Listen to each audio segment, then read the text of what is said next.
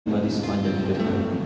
Kami sungguh mengucap syukur Tuhan, kiranya Kau berkenan atas doa pujian penyembahan kami, dan Kau yang memberkati pada doa baca pada pagi hari dari awal pertengahan hingga akhir.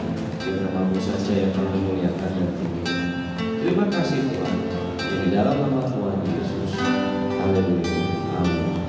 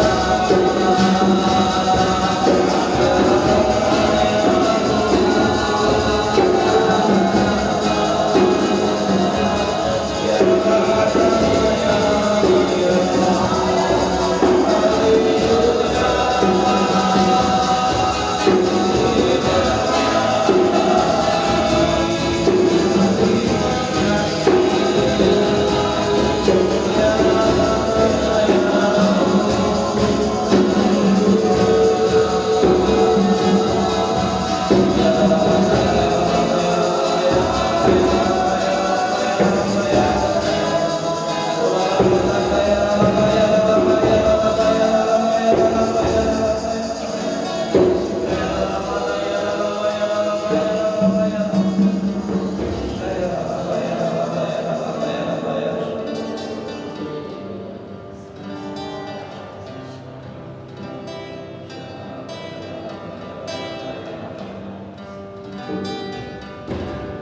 Tuhan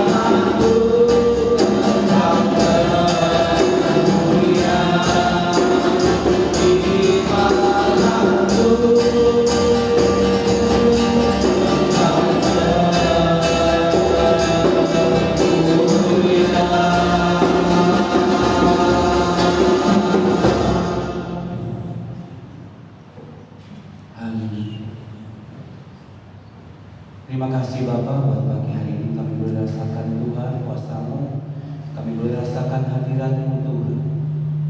Kami percaya pagi hari ini ya Bapak, kami terima lawatan-Mu Tuhan, menguatkan meneguhkan buat setiap kami. Terima kasih Tuhan.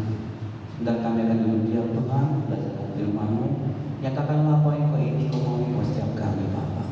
Kami percaya Tuhan, kuasa-Mu bekerja buat setiap kami. Urapi juga hamba-Mu yang akan menyampaikan kebenaran firman-Mu. Terima kasih Bapa. Segala puji, hormat, kemuliaan bagi-Mu. Semua yang percaya katakan amin. Amin. Ya, shalom, puji nama Tuhan. Ya, tak terasa kita akan mengakhiri bulan Juli. Ya, bulan Juli ini full, tidak ada liburnya. Ya, tapi nanti kita Sabtu depan ini, ya Sabtu nanti ini kita akan merasakan weekend. Kenapa? Yang gajian akan terima gajian, ya.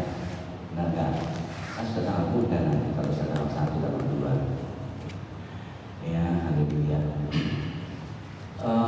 Saya mendapatkan sesuatu, sebenarnya firman ini sudah saya sampaikan beberapa tahun yang lalu, ya. Cuman kok kemarin itu Tuhan taruh satu hal, apa namanya itu, untuk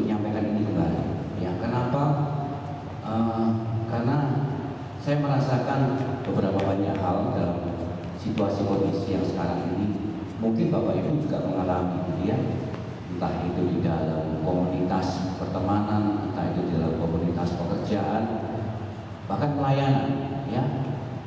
Yang saya rasakan di sekitar lingkungan lingkup yang saya hadapi ya, itu ada namanya kasih mulai muda.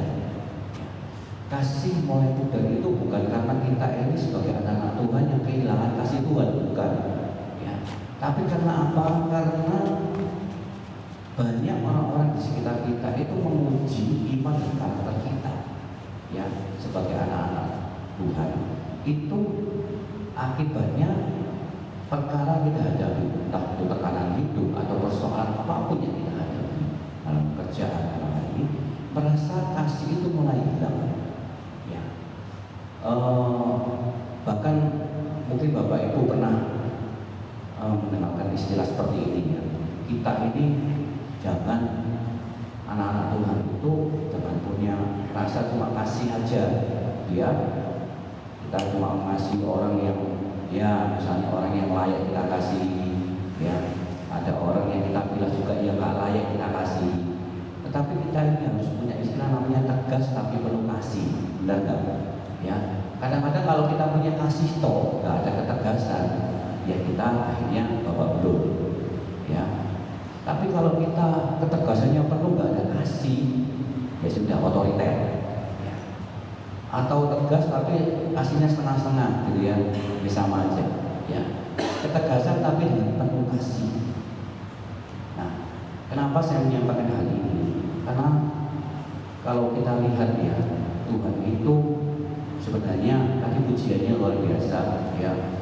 Katakan kalau kita ini anak-anak Tuhan itu harusnya kita ini semakin berkurang ya. Berkurang apa? Berkurang itu segala sesuatu yang menjadi egois kita, menjadi kepentingan-kepentingan kita. Tetapi lebih utama biarlah Yesus yang pertama. Lebih utama biarlah Yesus yang pertama. Kita. Apa kepentingannya? Kehendaknya. Jangan kehendak kita yang semakin bertambah, kehendak Tuhan yang semakin berkurang. Ya. Karena kasihnya, ya. Kita tahu bahwa Tuhan telah memberikan anaknya yang tunggal ya, oleh karena kasihnya. Untuk apa? Untuk kita diselamatkan. Bahkan oleh karena kasihnya ya, kita ini menjadi milik sepenuhnya milik Tuhan. Oleh karena kasihnya juga Yesus memberikan namanya penolong buat kita. Dengan apa? Dengan Roh Kudusnya yang menemani, menuntun ya, banyak hal yang kita lakukan, berjalan di dalam kehendak dan rencananya ya. Dan ini yang harus kita bawa terus ya. Tema pagi hari ini yang mau saya sampaikan mengenai kasihnya pemilik hidupku ya. Pujian tadi dikatakan, oh Tuhan Yesus kerinduan hatiku ya, mutiara tak ternilai. Dan kita itu mengatakan itu dari dalam lubuk hati kita ya. Karena itulah pemilik hidup kita, kasihnya Tuhan itu yang menjadi pemilik hidup kita. Ya, pagi hari ini saya mau menyampaikan di Wahyu, ya, di kitab Wahyu. Kalau kita lihat di Wahyu itu, ya sebenarnya suatu pernyataan dari Tuhan Yesus sendiri yang dinyatakan untuk hari-hari ke depannya yang akan terjadi itu kepada diwahyukan kepada Yohanes. Di Wahyu 3 ayat 7 sampai 14. Saya bacakan Wahyu 3. Wahyu 3 ayat 7 sampai 14. Ini disampaikan kepada jemaat di Philadelphia. Ya. Ayat yang 7. Dan tuliskanlah kepada malaikat jemaat di Philadelphia. Inilah firman dari yang kudus, yang benar, yang memegang kunci Daud. Apabila ia membuka, tidak ada yang dapat menutup. Apabila ia menutup, tidak ada yang dapat membuka. Aku tahu segala pekerjaanmu. Lihatlah, aku telah membuka pintu bagimu yang tidak dapat ditutup oleh seorang pun.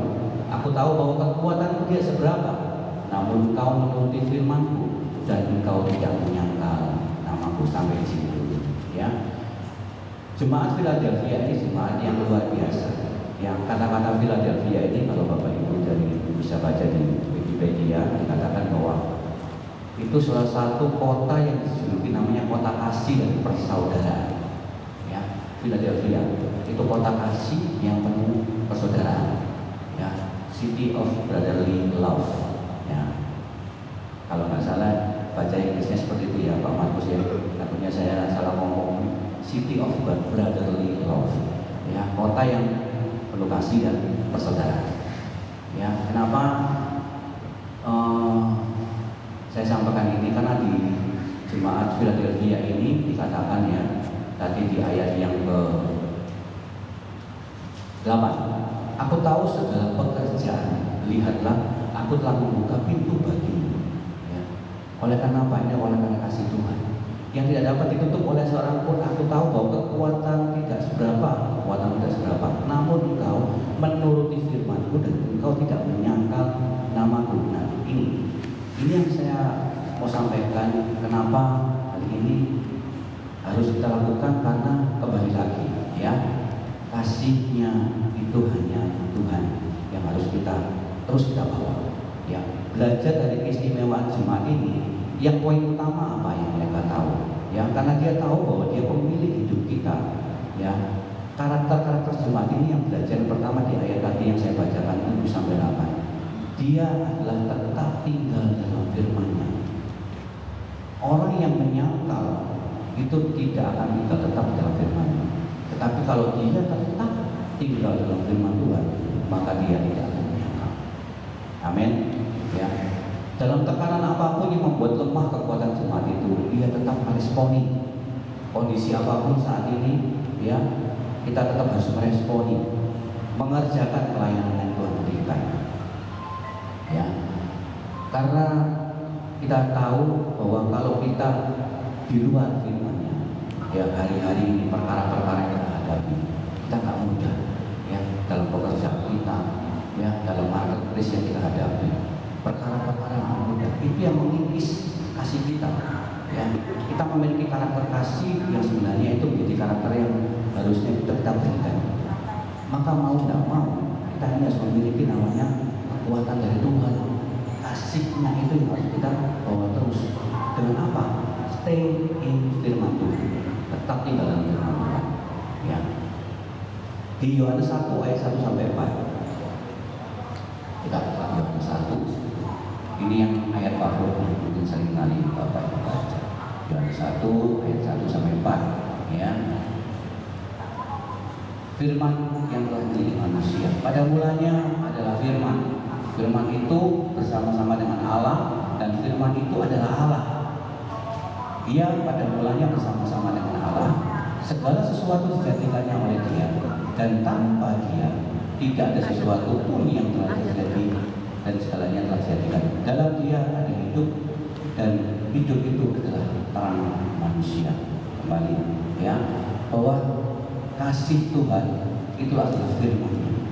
Ya, karena dikatakan pada mulanya firman. Ya, dan firman itu menjadi terang untuk kita yang ternuntun dalam hidup, pelita dalam kehidupan kita.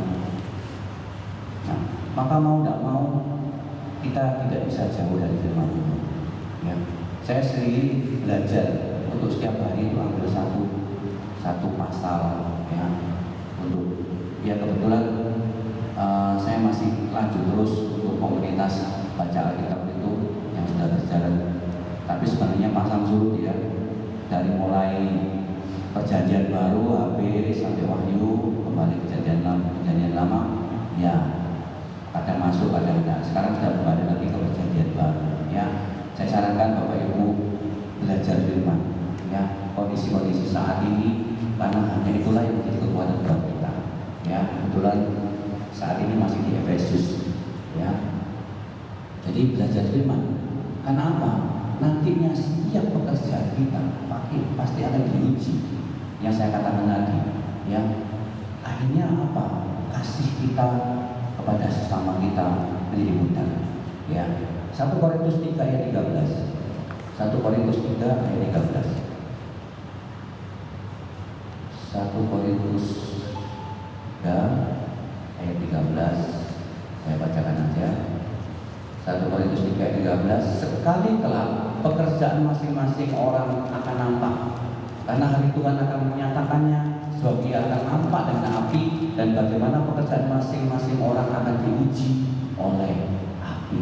Nah, ini ya kondisi ya banyak hal ya, orang-orang menyebutkan 2025 ke atas ini ya akhir zaman ya, kita sudah mendekati akhir zaman. Bahkan banyak prediksi-prediksi dengan kejadian dunia saat ini, saya lihat di medsos sudah banyak yang menyatakan ini sudah akhir zaman ya. Tapi kembali lagi, kita tidak bisa melihat situasi seperti itu. Kalau kita melihat situasi seperti itu, maka kita akan jadi goyah iman kita. Tetapi tetaplah stay di dalam firman Tuhan. Diuji apapun keadaan kita, pekerjaan kita, jadikanlah kita ini seperti emas yang dikatakan ya. Emas itu diuji dengan api ya, dan dengan api hasilnya apa? Semakin murni, semakin murni. Itulah kehidupan kita ya. Yang kedua, karakter yang kita perlu belajar dari Jemaat ini ya, di ayat 11, di Wahyu 3 ayat 11. Saya lanjut aja kembali ke Wahyu 3 tadi. Wahyu 3 ayat 7 sampai 14. Saya bacakan di ayat yang ke 11 ya. Saya kembali lanjut ke ayat 11. Aku datang segera, peganglah apa yang ada padamu, supaya tidak seorang pun mengambil mahkotamu ya. Kalau kita lihat di ayat 10 ya, saya baca ayat 10 aja. Karena engkau menuruti firman-Ku untuk tekun menantikan Aku, maka Aku pun akan melindungi engkau dari hari pencobaan yang akan datang atas seluruh dunia untuk mencobai mereka yang diam di bumi ya. Jadi kembali lagi ya, kita harus namanya menuruti firman ya. Jadi yang kedua, karakter yang kita boleh belajar, pegang teguh firman Tuhan ya. Bukan saja cuma kita tinggal diam, tapi pegang itu. Kadang-kadang kita tinggal diam, tapi kita belum manis ya. Kita ya percaya firman Tuhan, tetapi apa? Kita nggak pegang teguh. Kita hanya stay aja dengan berpegang teguh pada firman-Nya. Dan karena sadar kekuatan kita terbatas ya, tadi dikatakan di ayat 8, kekuatan kita terbatas ya, bahkan kita lemah ya. Jadikanlah firman itu sebagai booster ya. Saya menyampaikan hal ini karena saya terus belajar ya. Apa yang saya alami saat ini, saya terus belajar. Untuk apa booster itu? Untuk menambah imun. Imun akan apa? Iman kita dalam menghadapi tantangan yang kita nggak tahu ke depan seperti apa. Mungkin saat ini merasa keadaan kita itu aman-aman aja, eja-eja aja, yang nikmati hidup. Tapi entah kita seminggu depan seperti apa, keadaan kita nggak tahu. Ya, teman saya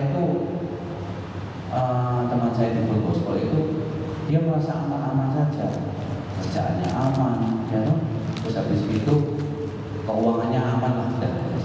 Tahu-tahu dia mengalami hal yang sesak nafas, olahraga loh dari itu. Fitness juga, dia kaget. Akhirnya dia ke Malaysia, ke Penang sana, dan mengalami namanya penyumbatan di beberapa jantungnya. Ya, dia juga kaget, shock. Kenapa terjadi? Nah, kita tidak tahu. Sama seperti kehidupan kita kadang-kadang, ya, di dalam pekerjaan kita, di dalam kesehatan kita, bahkan pelayanan kita. Tahu-tahu pelayanan kita itu mulai redup. Ya, kenapa? Karena kondisi keadaan, situasi yang kita hadapi, entah dalam rumah tangga kita, dalam pekerjaan kita ya. Jadi jadikanlah firman sebagai booster ya, menambah iman kita dalam menghadapi tantangan apapun yang menekan mendengar firman kita ya. Saya sedikit bersaksi ya, minta waktunya sedikit ya. Saya baru pindahan gudang dari gudang yang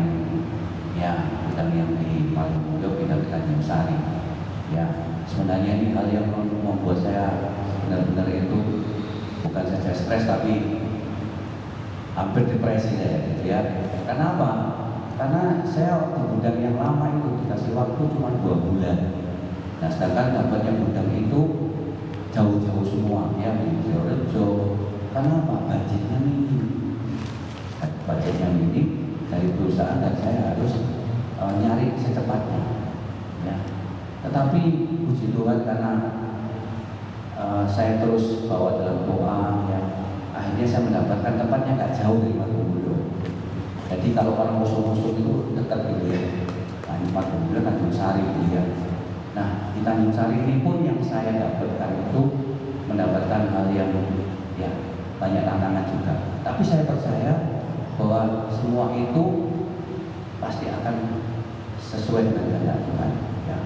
Dan di dalam gudang yang baru ini, ya banyak situasi yang saya rasakan bahwa Tuhan ini menempatkan ini gudang yang bisa saya pakai. Ya.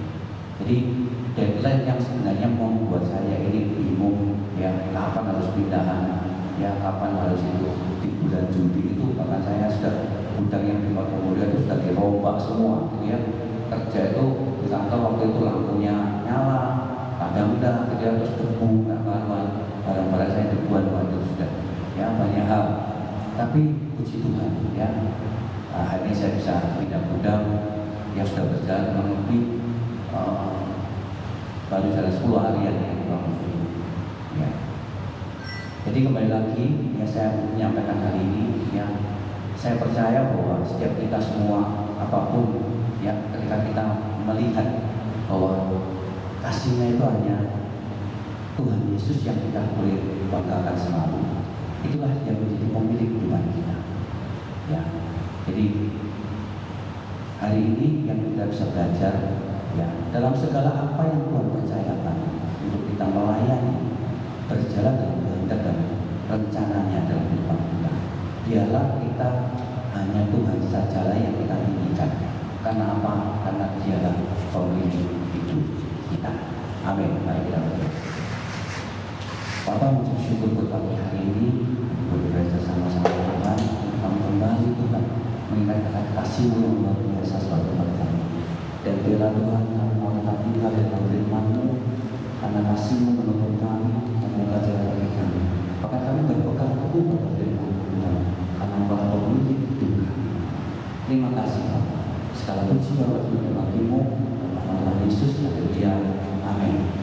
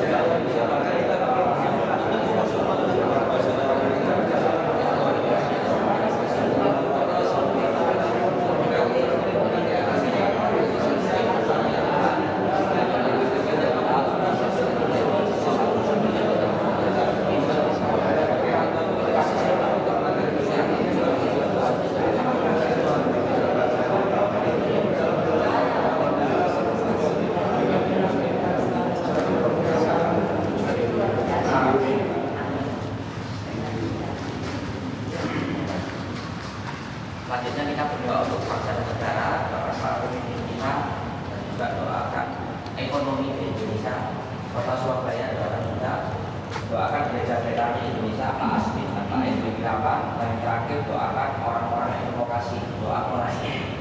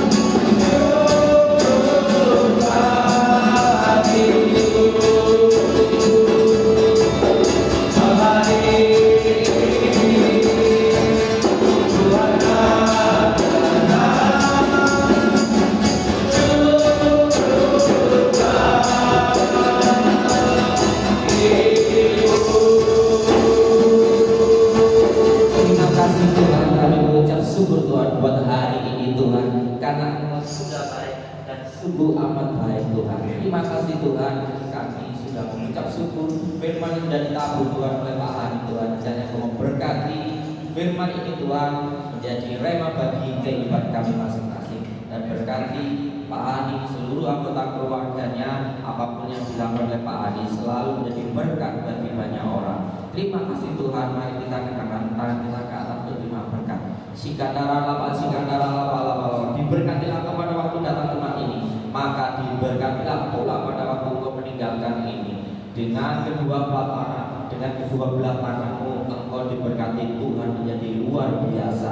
Keluargamu diberkati, anak-anakmu diberkati, suamimu, istrimu diberkati, bahkan orang-orang yang tinggal dalam satu rumah diberkati Tuhan dengan luar biasa. Terimalah sukacita, damai sejahtera, kesejahteraan daripada Allah, kesembuhan, bahkan kebahagiaan di dalam nama Allah Bapa, Putra, dan Roh Kudus. Mulai hari ini, besok, lusa, bahkan sampai selama-lamanya. Yang percaya sudah terima berkat, mari sama-sama katakan Amin. Kita jadi berkat dalam nama Yesus. Yes. Thank you.